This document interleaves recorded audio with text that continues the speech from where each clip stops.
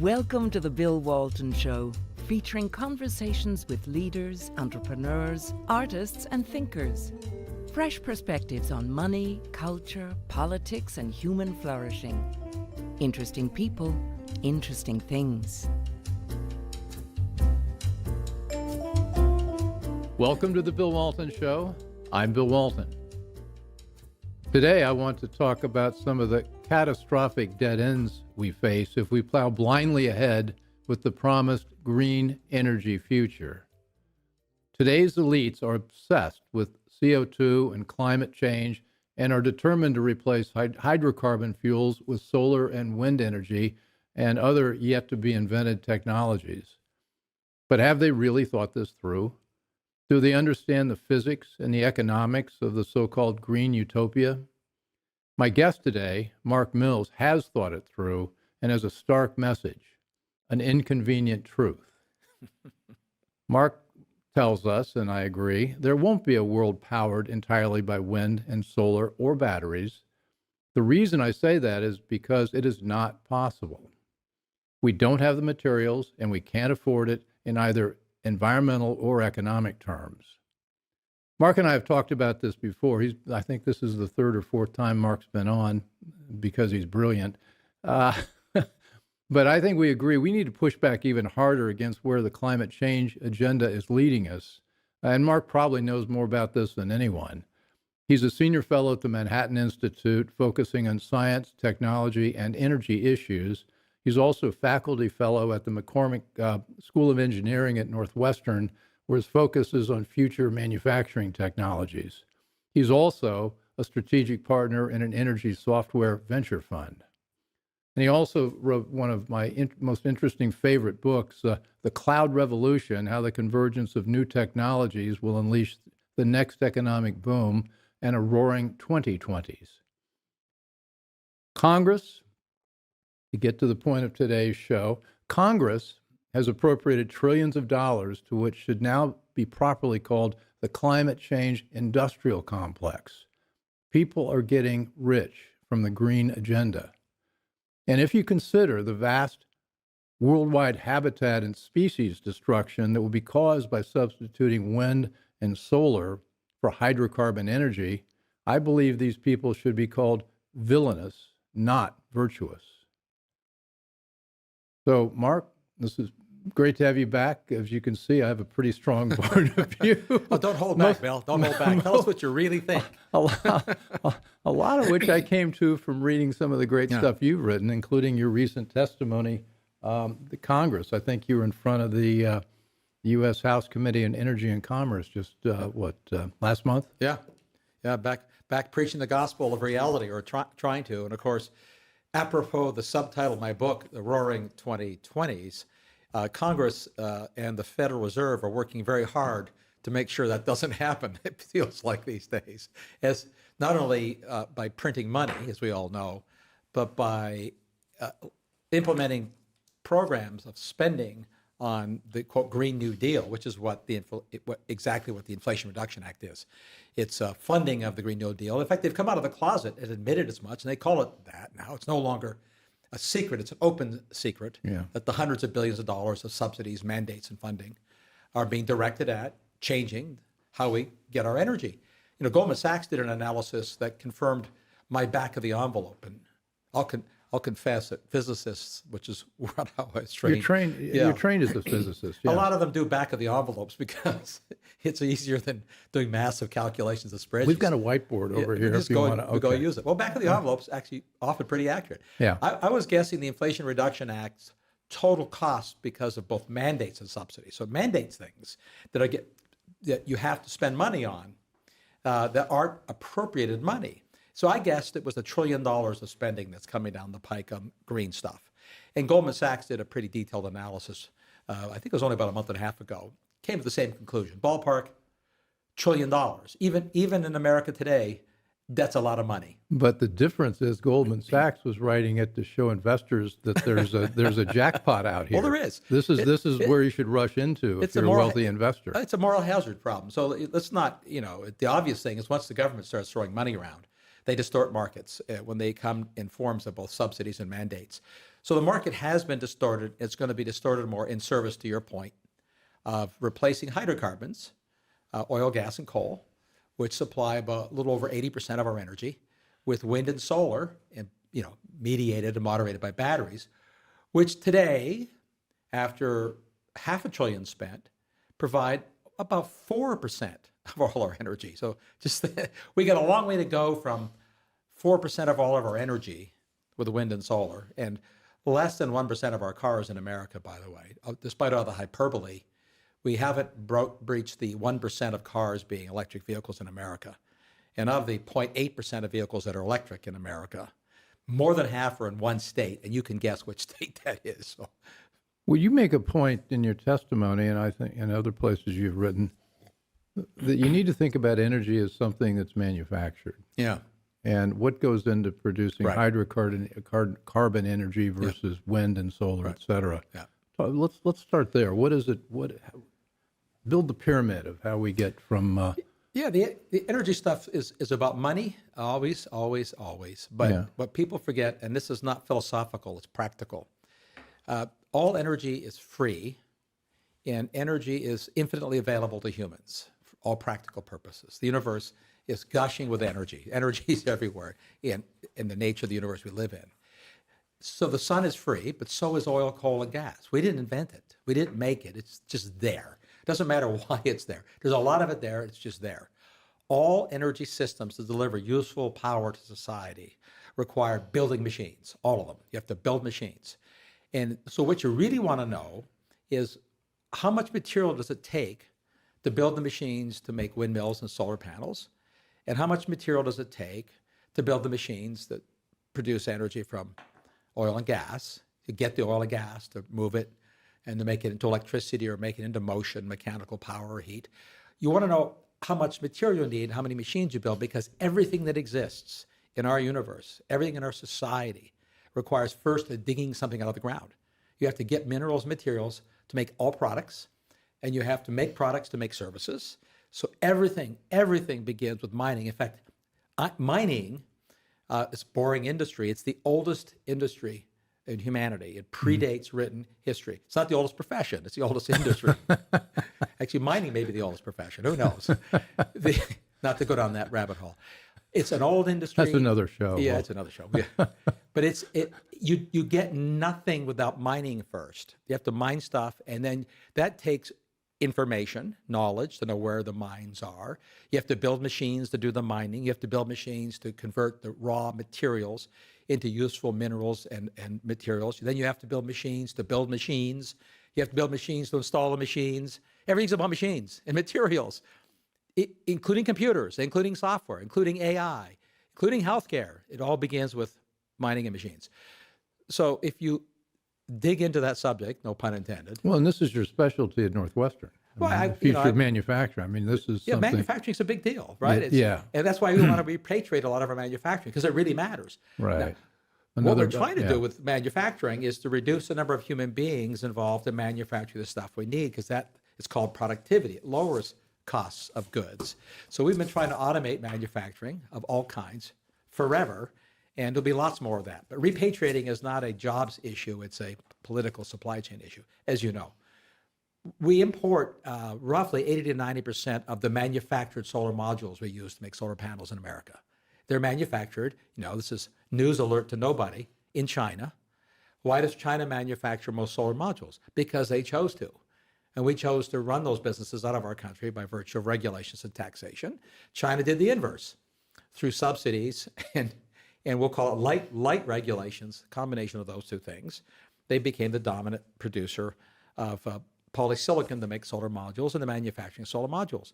It is relevant to say that, not just because of geopolitics, but because it's an incredibly energy-intensive process. About 100 times more energy to produce a pound of silicon than a pound of steel. We have to produce megatons of silicon to produce all these solar modules and solar arrays. And they're doing it in China on coal-fired grids. So when you do the underlying forensics, where does the stuff come from? Where do we dig it up? Who refines it? What you find out is a lot of energy used, carbon dioxide emissions associated with making windmills and solar arrays, enough to offset a lot what's saved by not burning hydrocarbons. But more importantly, the point you began with is that environmentalists have fundamentally thrown under the bus all of the issues they used to care about. Everything. Land use, use of toxic chemicals, visual pollution, habitat destruction, all those things have been thrown under the bus because the quantity of materials you need to produce the same unit of energy going wind, solar, increases by at least 1,000%. You have to mine 10 times. 10 times more stuff to deliver the same mile of driving, same hour of YouTube, same hour of AI, tenfold increase. That's locked into the physics of those machines. And the land use, the amount of land you occupy, you cover, also increases about tenfold. Well, you've compared the natural gas plant that could heat, cool roughly 75,000 households or homes with what an equivalent wind field farm, or I guess a wind farm. They call them wind farms. We should call oil fields now oil farms. Seems to me. I mean, the word farming has been co-opted and perverted. This is Orwellian again. It's not a farm. It's a giant field full of big machines. I call them condor Cuisinarts. Well, they give you that. We're too, killing billions of birds every year with these so-called wind farms. You get dispensation for killing bald eagles with wind turbines, but if you do that as an oil guy, you better get ready to be zip tied and perp walked. Yeah. But what about the land use and the manufacturing cost, or not cost, but also the amount of stuff you'd need to dig up to basically equal what that natural gas plant does? In a way to visualize it is, wind turbines that are being built today are about the size of a Washington Monument, 2 to 3 megawatts each. So you could have a field of 50 of those covering 100 square miles, 10 miles by 10 miles. 10 by 10. It could be 5 by 5 square miles. It just depends on, it could be 2 miles by 2, but it's, 20, 50, 100 square, a lot of square miles. And you need to build, obviously, 50 things the size of the Washington Monument. And you could replicate the amount of energy produced by that. This will power a small town of, say, 20 to 50,000 people, that kind of range. So you're not talking about a city or Manhattan or Washington. You're talking about village-sized stuff. A single gas turbine, whose gas pipe is bare and you can't see, the size of a tractor trailer, can provide the same amount of electricity.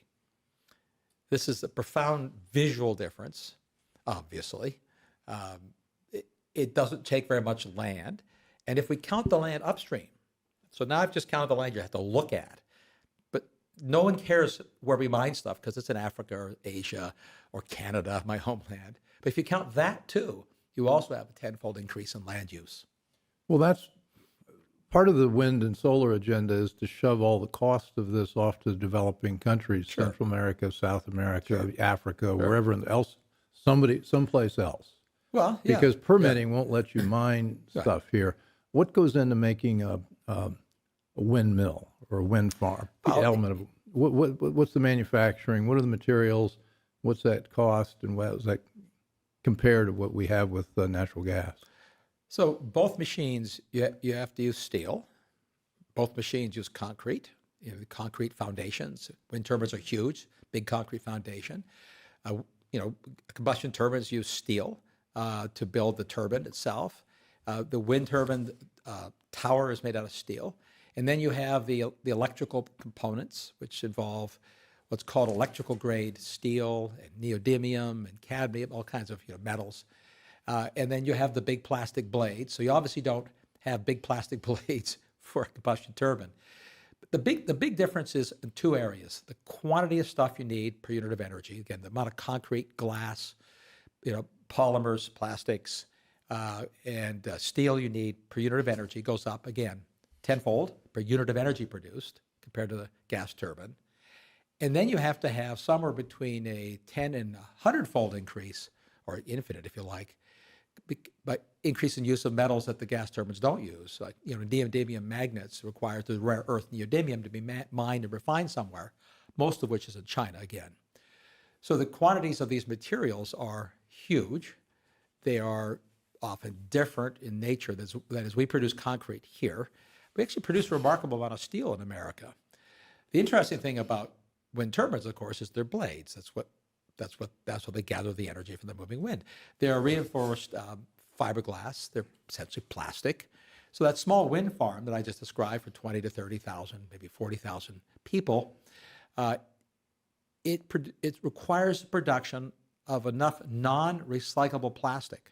It's not recyclable plastic. These are just buried in landfill when you're done.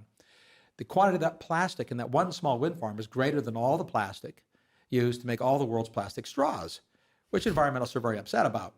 Now, plastic straws are recyclable. Are they upset about that fact, or they're upset about well, I would think both. As soon as you tell them that, they're going to be all kinds of stuff. Either way, yeah. But just the asymmetry in our anxieties, if you like, about plastic straws versus unrecyclable plastic blades and wind turbines, to which the response is, we'll make them recyclable one day. Okay, well, we could wait until you figured out how to do that. Well, that's what I mentioned. There's so many things are TBD, to be determined, on the technologies that haven't been invented yet. So my favorite line is that they want to build everything from unobtainium.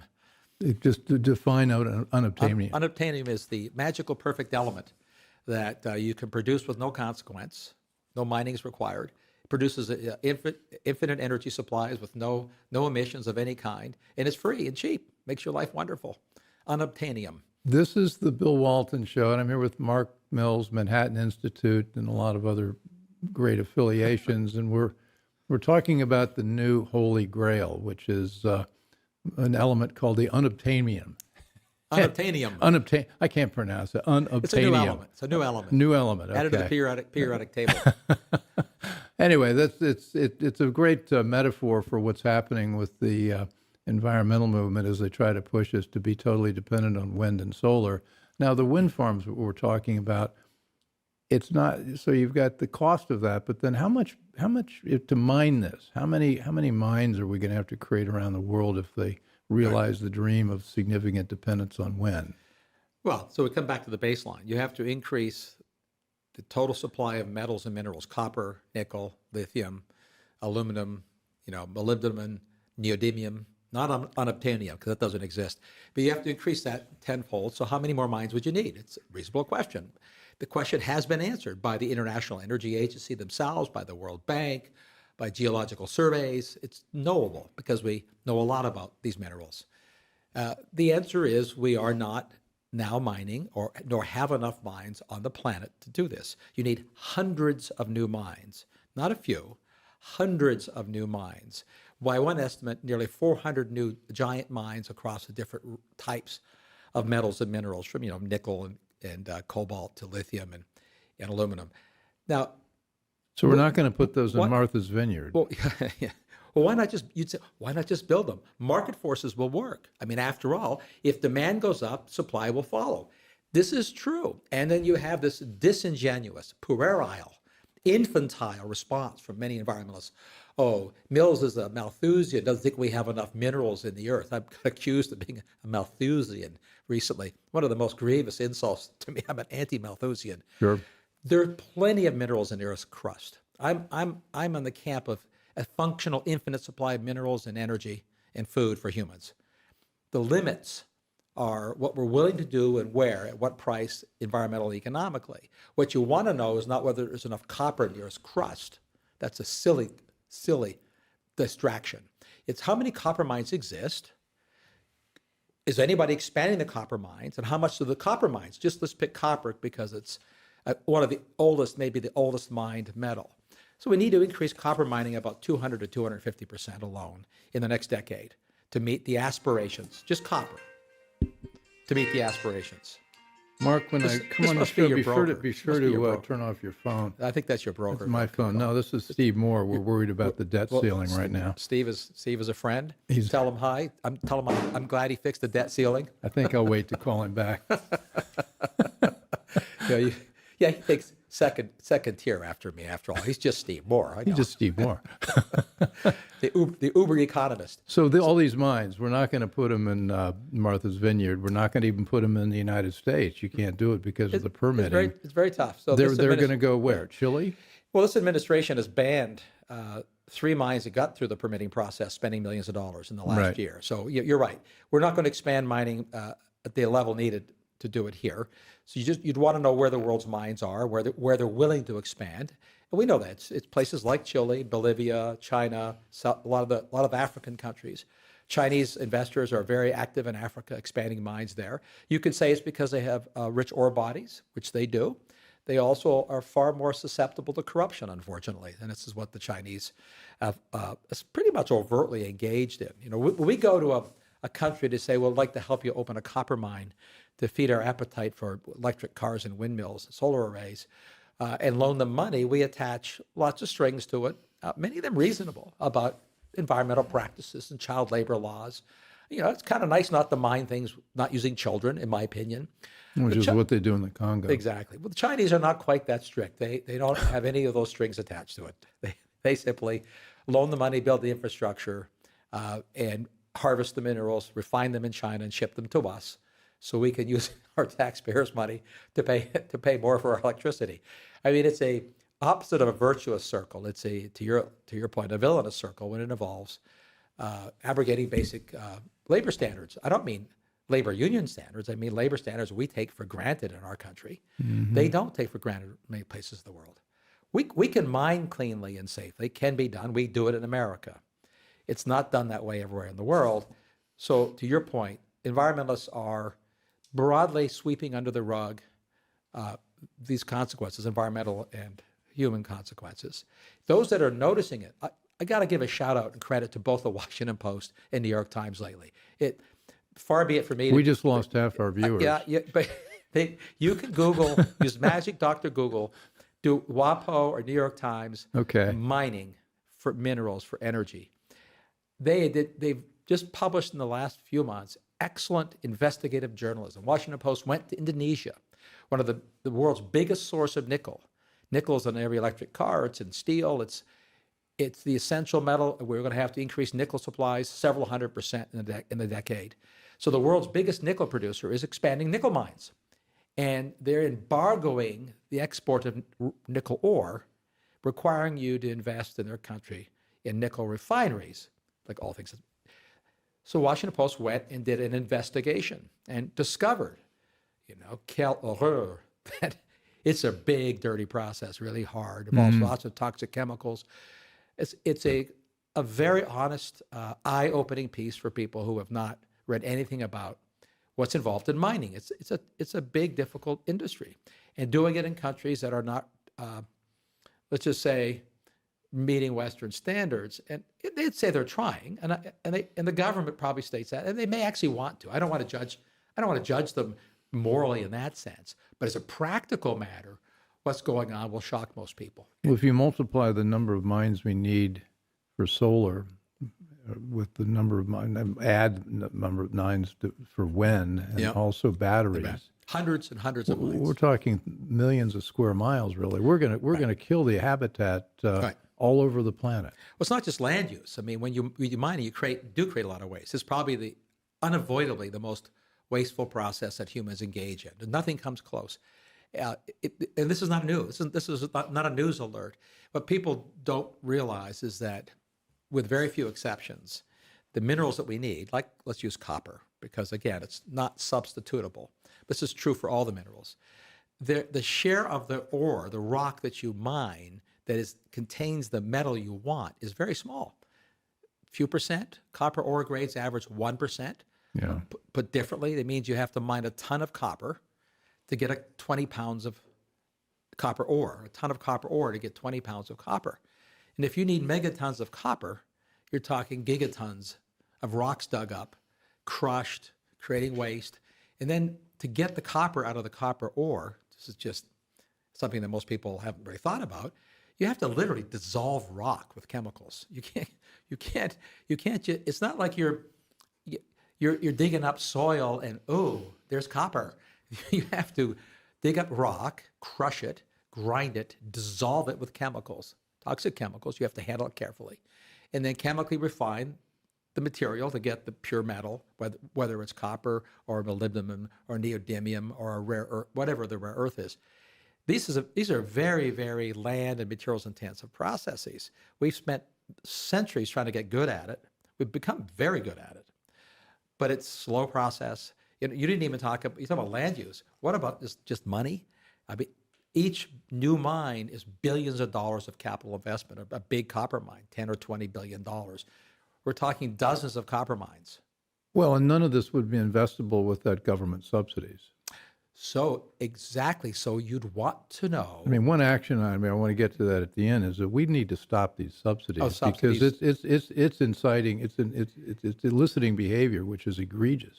It's a grotesque moral hazard when you engage in subsidies. Subsidies have a role, narrowly targeted, time-limited use of subsidies is a very, very old tool in governance and has unequivocal value in very specific areas, particularly military domains, those kinds of things. Mm-hmm. But it comes to general markets, the behavior of markets are egregiously distorted by massive subsidies. I mean, it's crazy. It's a moral hazard. If you're in a business and you've got hundreds of billions of dollars gushing into the federal trough, every business out there, certainly everyone I've talked to, and they all overtly, right? They're searching to see how they can bend their business to get some of that free money. Well, and it's massive. The recent bill, we called it the Green Energy. We now call it the Green Energy Act instead of the Inflation Reduction Act, which is grotesquely misnamed. That's really also provided incentives for the communities all over the United States to try to get some of that subsidy. Of course. So they're embedding a constituency for the climate change agenda, a lot like they embedded a constituency for, let's say, ethanol. Yeah, and it's pretty powerful. As Republicans have a hard time speaking Republicans the truth are all in on this. On ethanol because of Iowa. Right. And the truth be told, there is a role for a small amount of it. Let's use ethanol. Let's just assume, for the sake of discussion, that ethanol can be produced at break even with oil, which is not true, but it's not crazy far off, not the way wind and solar are, for the sake of discussion. And if you want to replace 5% of our oil use with ethanol, doesn't have even if it's a little more expensive, it's a domestic product too, doesn't distort the market profoundly. So if you said to me, I want to do the same thing with wind and solar, I want to replace 5% of our energy with wind and solar. Just 5%. 5%. Or pick 10. I mean, small numbers. Pick 10. Not a profound distortion in markets, really, if you subsidize that. I'm not endorsing it. I'm just saying, but when you say, we need to replace all hydrocarbons with wind, solar, and batteries, you're not making a small subsidy distortion. You're now saying I have to subsidize, by definition, all American energy production. When you subsidize electric vehicles, you want them to all be EVs, which are inherently more expensive because of the materials. They're inherently more expensive because of the materials. We're not going to engineer that away. The battery weighs 1,000 pounds to replace about 80 pounds of gasoline.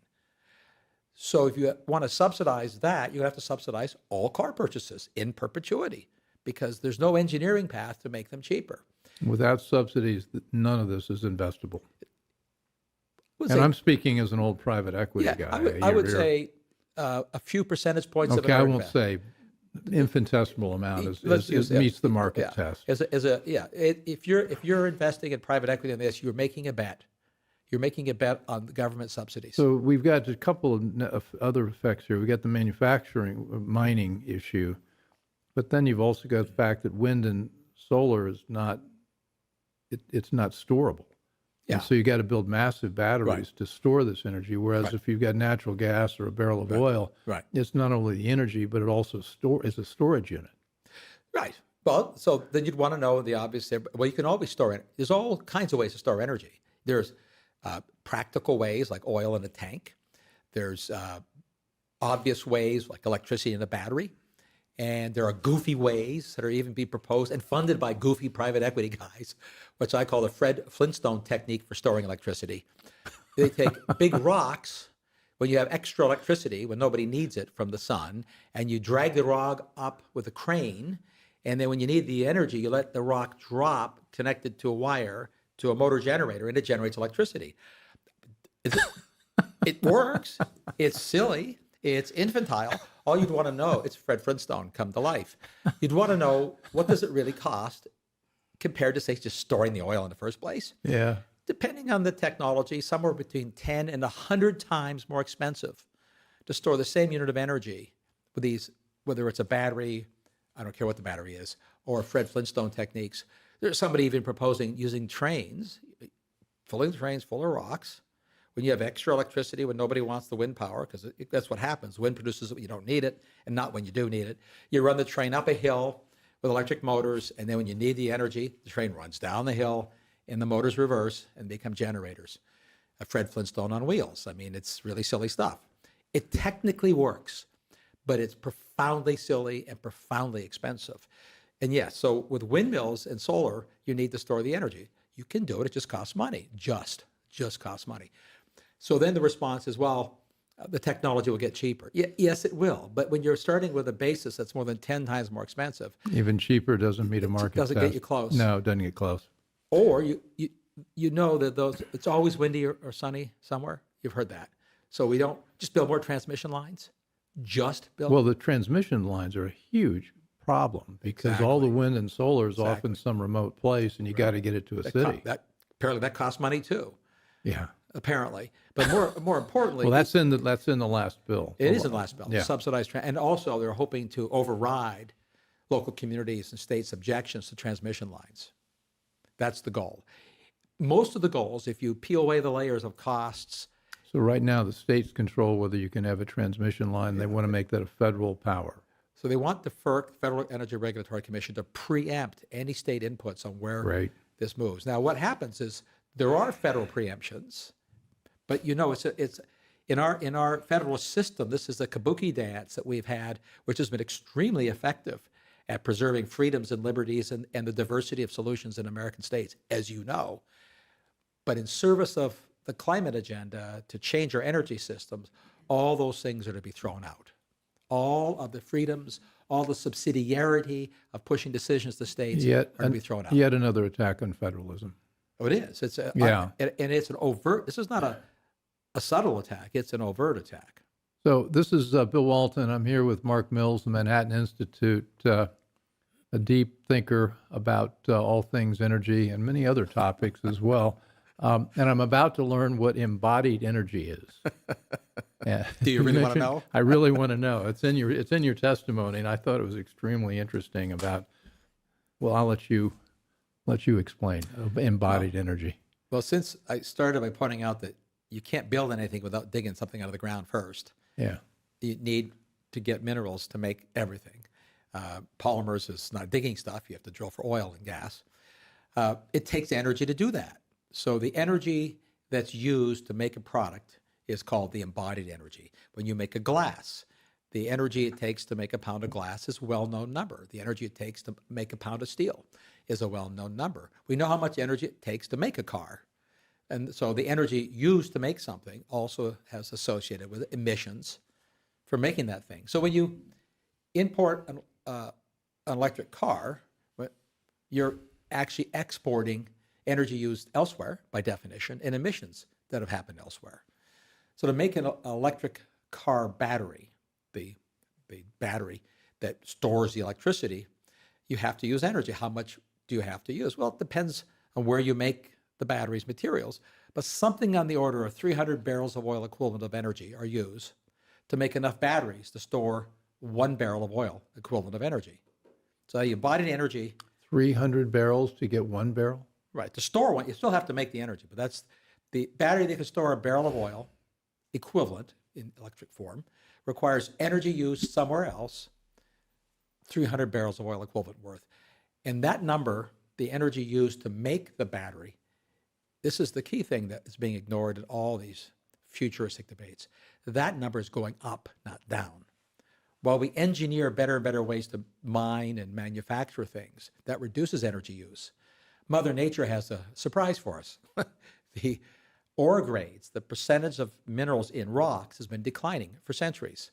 So every time ore grade goes down, you can do the arithmetic here, you have to dig up more rock to get the same quantity of copper or nickel or aluminum, which means you use more energy. So the marginal new pound of copper, the marginal new pound of aluminum, the marginal new pound of nickel in the near future has higher energy use because of declining ore grades, locked into the geology of the planet we live on, which means the emissions for each marginal pound or ton are going up.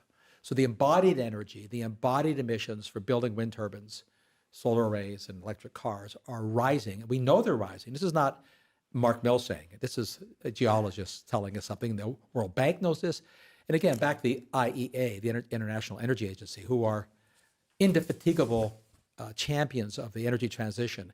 In their technical documents, they point out in elliptical language, but clear, that the emissions and energy use from mining each new pound of metals that are needed are rising. And I love this language they use, could offset some of the benefits of not burning gasoline. Could offset? Excuse me? You've got a chart in your testimony that I thought might be useful to put up on the screen now. It's called Mineral Requirements to Build Different Different Energy Machines. You want to speak to that?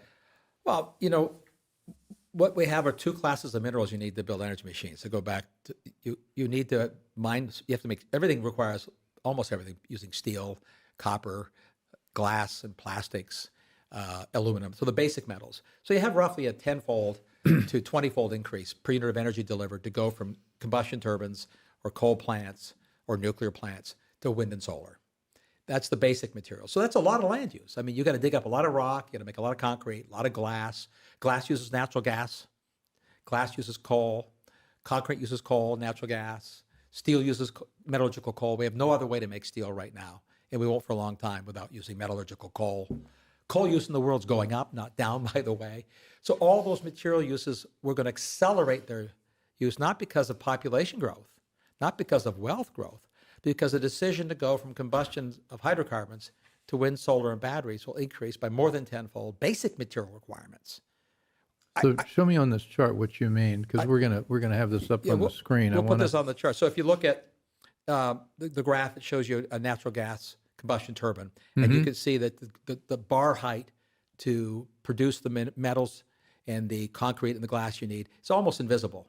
I mean, you're looking at something on the order, if you do the math here, sort of per unit of energy, you need, 1,000 tons of X, 1,000 tons of those materials. If you go to solar PV, you need something on the order of 15,000 tons. So you have 15-fold increase on the basic materials. We're not talking about exotic materials like rare earths. We're not talking about cobalt, lithium. We mean basic materials. Now, you'd say, how could that possibly be? The sun is free. Well, no, the sun is dilute. So if you look at a picture of I'll go back to just image. You can go to Google Images and get an image of a 100 megawatt power plant combustion turbine. Again, it's about the size of a tractor trailer. And get a picture of a 100 megawatt solar farm. And you look at acres and acres of land covered in aluminum frames, copper wires, glass covered solar cells. These hundreds of acres of stuff takes 15 times more physical tonnage of materials just to build. So we build all these machines, these wind machines, we build the solar machines, but then they wear out. What happens then? Details. I mean, just waste, whatever. Well, it's massive waste. It's massive waste. So the waste production, if you have, we have another graph. We've got another graph there? Okay, so using, again, we go to IEA data, World Bank data.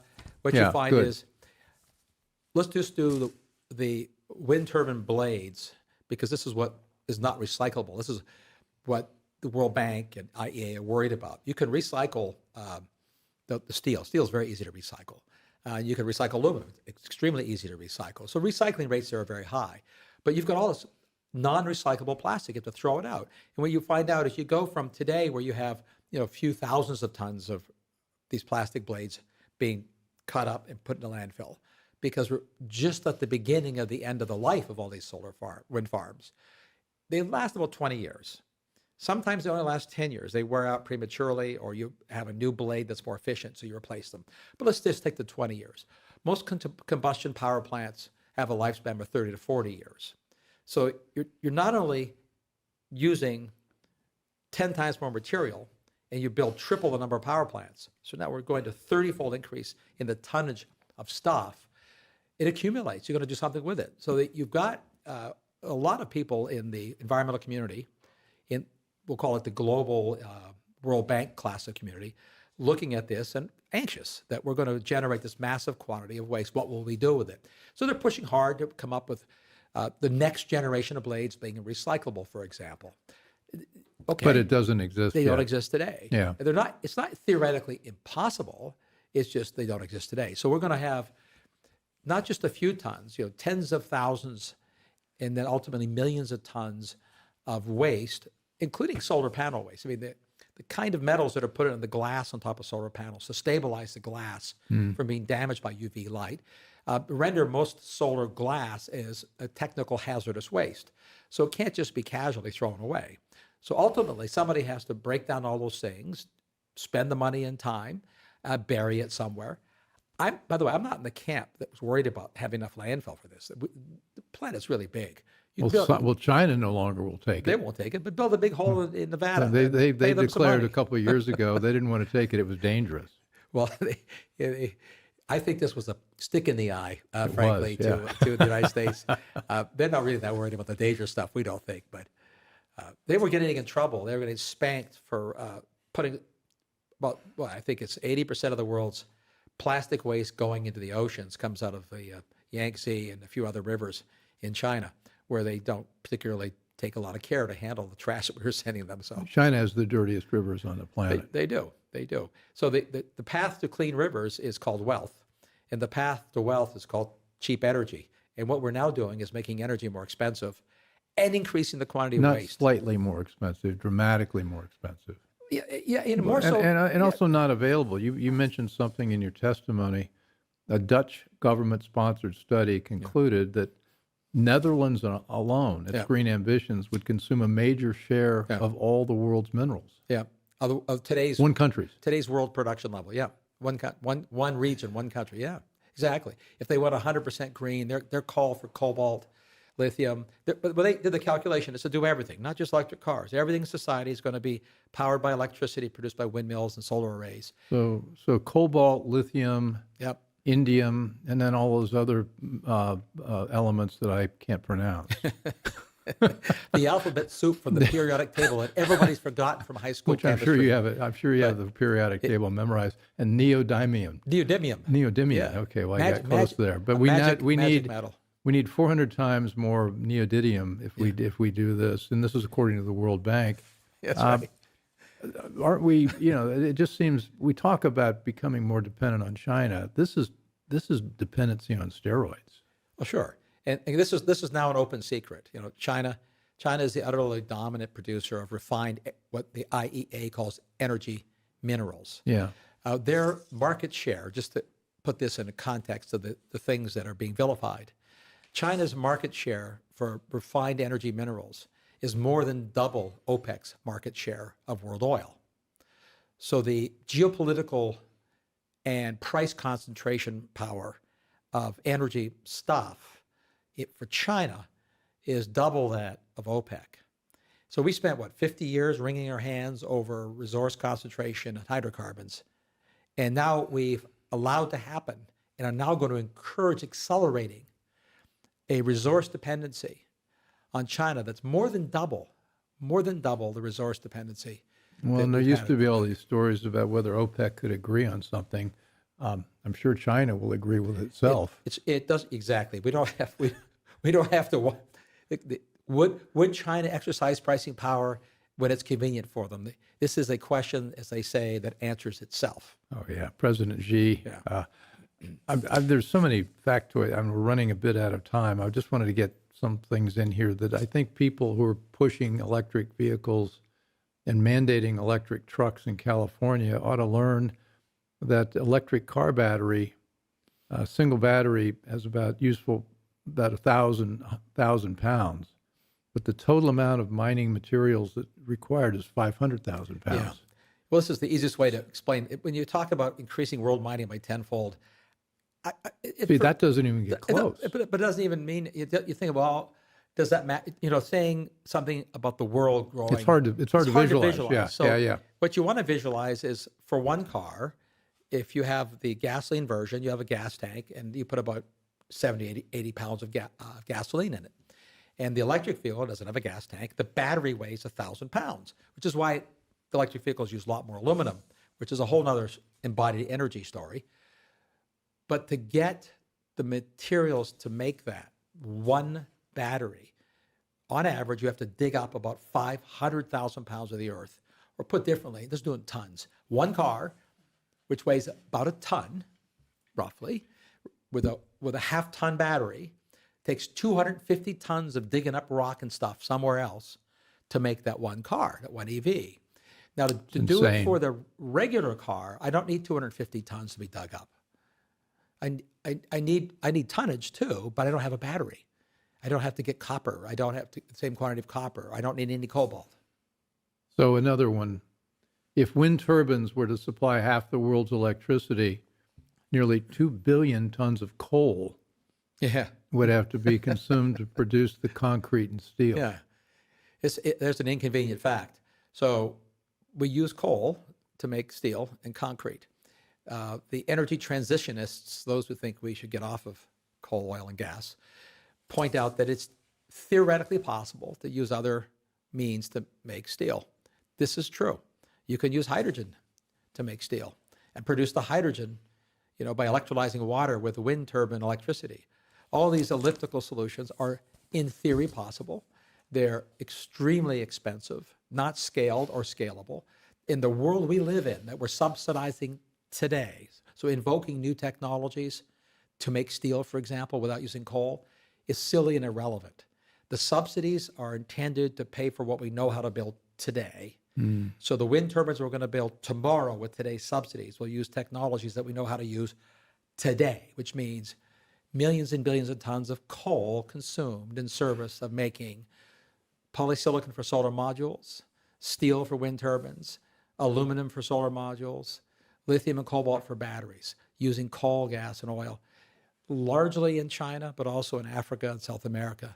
Some of it in Canada and Australia. I keep coming back there because one of the outs in the subsidy game is to subsidize mining in our friendly neighbors like Canada and Australia, which is what's going on right now. So the requirement in the Orwellian Inflation Reduction Act that the subsidies require you to use U.S. sourced materials is being unsurprisingly elastically meant to define from our friends too. So we're doing direct subsidies from U.S. taxpayers for mines in Australia. Hey, I like the Australians. I think it's a great country, and God bless them. But why are we subsidizing Australian mines? Great question. I know the answer. Well, you do know the answer, but it's implicit in what we're talking about today is this whole madness has been aimed at reducing CO2. Yeah. And you and I can talk at length, I think, about whether we think that's a real problem, but that's not what we want to do now. But it strikes me as listening to everything you're saying, and we've only talked about a half dozen of many, many, many more examples you've got. It seems like all that activity is going to increase CO2 levels, all the manufacturing, all the embedded energy, all that stuff. Yeah. So in order to knock out so-called CO2 increases from hydrocarbons, we're going to increase it dramatically from manufacturing all this stuff to stop the thing we're trying to. Yeah, sure. In fact, I'm getting this is a circular. I'm trying to come in for a landing here. Yeah, it gives you a headache. Yeah. So it's entirely reasonable to say, and this is not hyperbole, that many of the electric cars that will be driven in America in the near future, of course they aren't burning gasoline, and that eliminates the CO2 from that combustion. But the CO2 emitted to build the electric cars' batteries and mine the materials will offset most, if not all, of the CO2 that not emitted by not burning gasoline in the first place, which means the economic trade through this massive subsidy buys you not only nothing in CO2 terms, or very, very little, but it buys you the export of jobs, geopolitical dependencies, and environmental impacts somewhere on the planet for no benefit. So this sort of total fuel cycle analysis, which is difficult to do, everybody would like to do it, is impossible to regulate because it's the world's labyrinthine mineral supply chains, industrial refineries all over the planet. But we do know that CO2 emissions on the planet are going up. The world has spent something on the order of $5 to $10 trillion in the last 2 decades in service of avoiding using hydrocarbons. And the quantity of hydrocarbons used by the world has increased over that time. Total CO2 emissions have gone up on the world. And that's what's going to keep happening. That's locked into the nature of the sort of engineering physics of the universe we live in. It's locked into the nature of the fact that China, let's just use China, has announced that whatever they're going to do to cut hydrocarbon use will be post 2050. So we're being told Post 2050, yeah. So we have this. Whereas we're going to have all the trucks in California on electric vehicles by 2030. I'll take the bet. Yeah. That won't happen, but it will cost a lot of pain and money along the way. One last point, and then we got to get out of here. But I've got about 53,000 other things I want to talk to you about, so you have to come back. Come back with another fusillade of facts. If you spent your life in the investment world looking for growth companies, and you're a big believer that growth is the way to make people more prosperous and happier and make society a more livable place, everything we're talking about here seems to be killing economic growth. It does. But as you and I have talked about, they don't care. In fact, they think the agenda ought to be degrowth. Well, I think you're right. And it's no longer an insult or an invective to accuse a lot of environmentalists of being degrowth.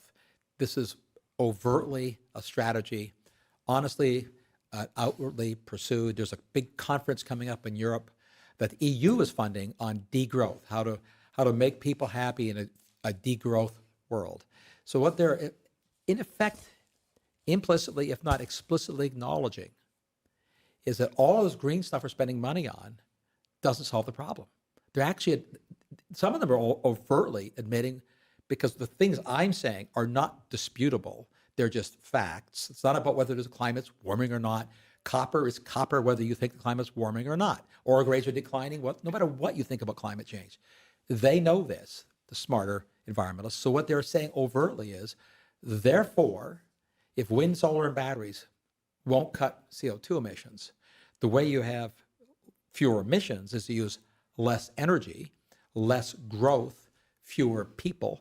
So they are overtly for engineering a society in which you will be happy without growth, without economic growth.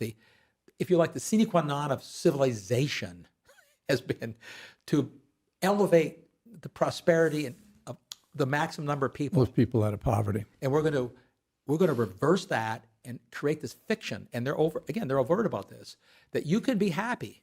You will be happier in the future where you have less stuff, less travel, fewer freedoms, because that will be in service of less energy uses, which is, they are saying, a priori needed to achieve the goals they have articulated for cutting the carbon dioxide emissions of the planet. It's another way of saying there is no possibility, that what they're essentially saying, there is no possibility, and I agree with them, on cutting carbon dioxide emissions of the planet, absent huge degrowth, which is a euphemism for massive global recession. That's what it's a euphemism for. I'm speechless. And what you say confirms what I've been hearing. So we've got a lot of work to do. This has been the Bill Walton Show. I'm here been here with Mark Mills, Manhattan Institute, who, although we ended on a fairly dour note, Mark's written a terrific book. The title. Where are my roaring 2020s? Well, the cloud revolution, because there is another side to this story. I think there are two things we need to get into here in the future when Mark comes back, is we need to have a real discussion about CO2 and whether that's really the threat that it's supposed to be. And the other thing we need to talk about is all the positive things that are happening in the technology area. You know, people are now worried about artificial intelligence.